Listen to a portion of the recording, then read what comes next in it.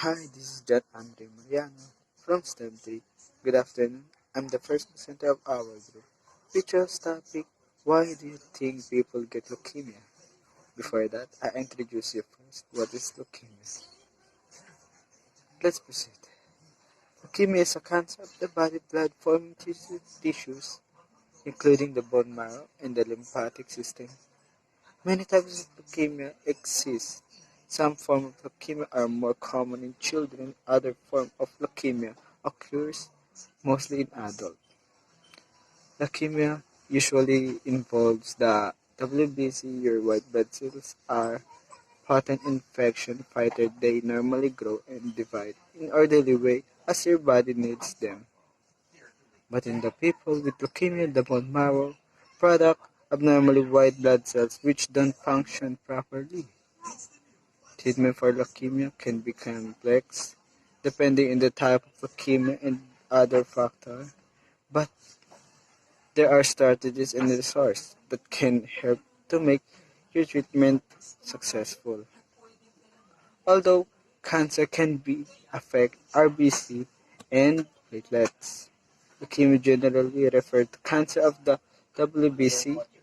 The disease usually affects of one to two major types of WBC, which is lymphocytes and granulocytes. These cells circulate throughout the body to help immune system to fight viruses, infection, and other invading organisms.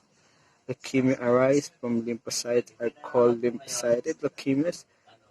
Those from granulocytes are called myeloid and myelogenous leukemias.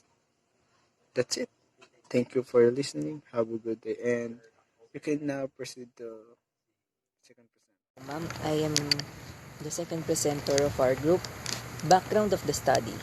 There are four types of leukemia: acute lymphocytic leukemia, acute myeloid leukemia, chronic lymphocytic leukemia, and chronic myeloid leukemia. Facts about leukemia. There are two types of leukemia, acute and chronic. It affects men more than it affects women. The chance of developing a leukemia is 15 out of 1 million. Leukemia is commonly found in children who has come from Hispanic background. Leukemia has four common types. It is myeloid or lymphocytic, and they can be acute or chronic. In the 1970s, only 10% of kids who were diagnosed with leukemia of any types would survive for the next 5 years.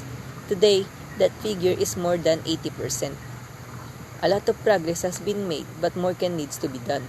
Until a total cure is found, this disease will continue to affect families and children. That's why ongoing research is critical. The important things to know about leukemia is that happens when blood cells formed in the bone marrow change into a type of leukemia cell rather than a blood cell. Over time, leukemia cells crowd out healthy blood cells. The rate which leukemia grows depends on the type of disease you have. And also some types of leukemia are found in adults while the others are impact of children. There's a several solutions on how to lower the risk of developing leukemia. Leukemia was first described by anatomist and surgeon Alfred Armand Louis Marie Bourque in 1827. A more complete description was given by pathologist Rudolf Virchow in 1845. Around 10 years after Virchow's finding, pathologist Franz Ernst Christian Neumann found out that the bone marrow of a deceased person with leukemia was colored dirty green-yellow, as opposed to the normal red. This finding allowed Neumann to conclude that a bone marrow problem was responsible for the abnormal blood of people with leukemia. By 1900s, leukemia was viewed as a family of diseases as opposed to a single disease. By 1947, Boston pathologist Sidney Farber believed from past experiments that aminopterin, a folic acid mimic, could potentially cure leukemia in children. The majority of the children, with all who were tested, showed signs of improvements in their bone marrow, but none of them were actually cured. This, however, led to further experiments. In 1962, Researchers Emil J. Freirich Jr. and Emil Frey III used combination chemotherapy to attempt to cure leukemia. The tests were successful with some people surviving long after the test. I'm Charles Lucena, the third presenter of the group. The various species of the case study that you are focusing on. Leukemia occurs when damage is caused by the DNA of developing blood cells, especially white cells, hit the blood. Cancerous cells outrank sustainable cells. The low level of bloodstream controlling bleeding or combating infection harder for the body. Leukemia cells such as lymph nodes, spleen, and brain can also spread to the other organs. Evaluate pieces of by discussing what is working and what is working. Leukemia is a cancer of blood or bone marrow. Bone marrow produce cells. Leukemia can develop due to a problem with blood cells produced. Usually affects the leukocytes or white blood cells. Acute leukemia rapid Acute leukemia develop quickly and worsens rapidly, but chronic leukemia get worse over time. There are several different types of leukemia, and the best course of treatment and the person's chance survival depends on which type they have. Leukemia is a cancer of blood forming tissues of the body, including lymphatic system and the bone marrow.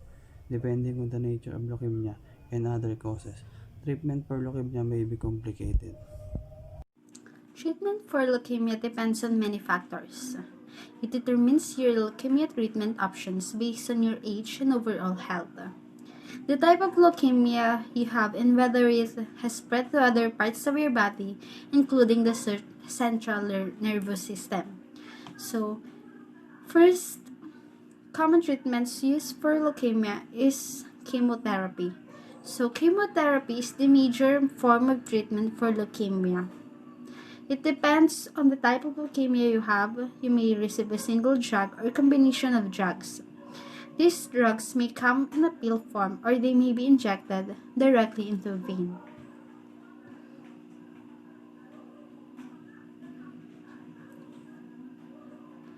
Chemo drugs travel through the bloodstream to reach cancer cells all over the body. This makes chemo useful for cancer such as leukemia. So, how many rounds of chemo is needed? So, younger adults in remission are commonly given 2 to 4 rounds of high or intermediate dose cytarabine or other intensive chemotherapy at monthly intervals. Several different regimens are used for older patients. Although chemotherapy is usually given in the hospital, most of the recovery time can be spent at home. Chemotherapy typically lasts for about 2 to 3 years. It is often intense, especially in the first few months of treatment. Chemotherapy is often given in treatment cycles. Each cycle is made up of a number of days of treatment followed by a number of days at rest. Most side effects from chemo go away once treatment is finished. So we'll now talk about the biological therapy. Biological therapy is sometimes used to treat chronic myelogenous leukemia or CML. Biological therapy uses natural or artificial substances that change the way cells behave. Different types of biological therapies work in different ways. Some types kills, control, or change how cancer cells behave. The side effects of biological therapy can happen with any type of treatment, but everyone's experience is different. Some people have many side effects, or other people have few or none at all. Side effects can develop anytime during, immediately after, or a few days after biological therapy. Sometimes late side effects develop months or years after biological therapy. Most side effects go away in their own or can be treated, but side effects may last a long time or become permanent. So, targeted therapy. Targeted therapy is a cancer treatment that uses drugs to target specific genes and proteins that are involved in the growth and survival of cancer cells. Targeted therapy can affect the tissue environment that helps a cancer grow and survive, or it can target cells related to cancer growth, like blood vessel cells. So, there are many types of cells that make up every tissue in your body. For example, there are blood cells, brain cells, and skin cells. Each type has its own job. Cancer starts when certain genes in healthy cells change and become abnormal over time. This change is called a genetic mutation.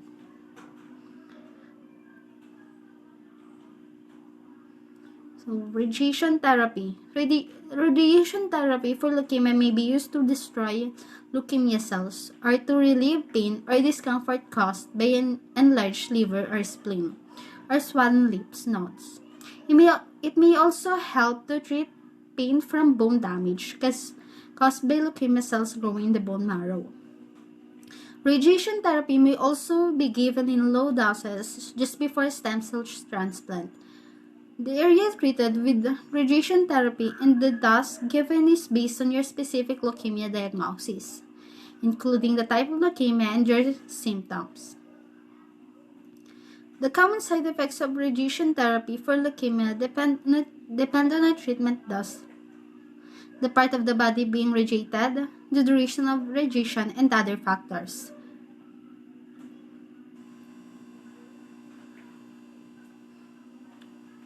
Radiation therapy usually does not have an immediate effect, and it could take days, weeks, or months to see any change in the cancer. The cancer cells may then keep dying for weeks or months after the end of treatment. It may be something before you know whether the radiation therapy has controlled the cancer. Stem cell. Stem cell transplant replaces the leukemia cells in your bone marrow with new ones that mix blood. Your, doc- your doctor can get the new stem cells from your own body or from a donor.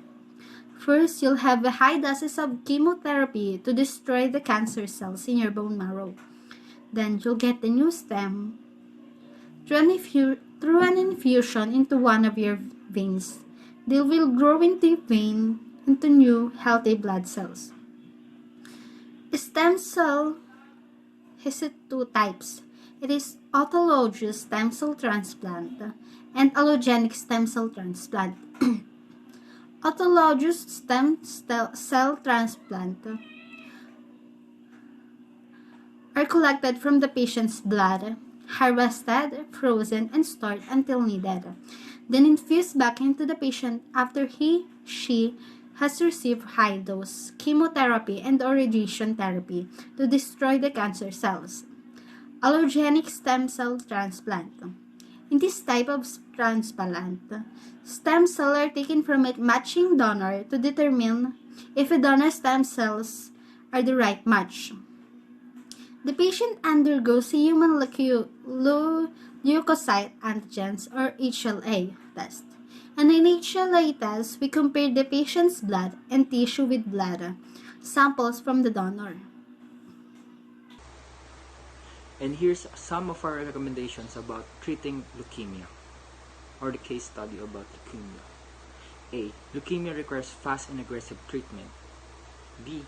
Treatments for leukemia include chemotherapy, major treatment modality for radiation therapy, biological therapy, targeted therapy, and stem cells transplant. And C. Acute leukemia needs to be treated when it's diagnosed. D. Chronic leukemias are unlikely to be cured treatment, but treatments are often able to control the cancer and manage the symptoms. And E. Types of supportive and preventive treatments that can be used for patients undergoing treatments for leukemia include the following. 1. Vaccines against the flu or pneumonia. 2.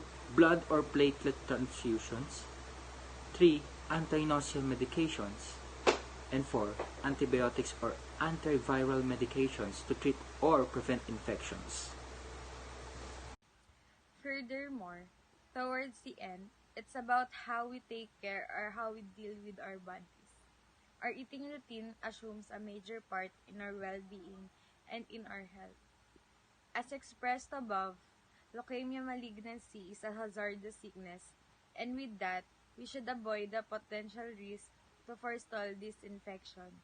Because with this malady, long-term survival is the reality.